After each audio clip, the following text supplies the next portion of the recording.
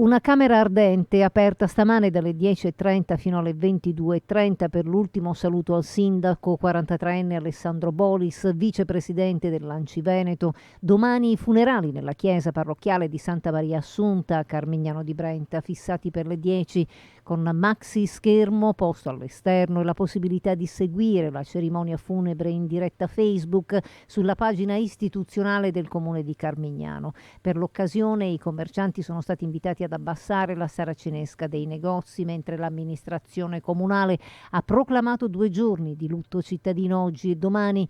Intanto ha già confermato la sua presenza alla cerimonia funebre il governatore del Veneto Luca Zaia, il presidente della provincia di Padova Fabio Bui, il presidente Anci Veneto Mario Conte e molti altri rappresentanti del mondo politico e istituzionale. Ad Alessandro devo tutto e quindi il suo ricordo più bello è quello della passione che ci metteva nel fare le cose e soprattutto l'amore che aveva nei confronti della sua comunità. La comunità sta veramente vivendo un momento difficile, ma credo che dovremmo tentare di andare avanti con la massima determinazione perché è quello che lui sicuramente si aspetta da noi.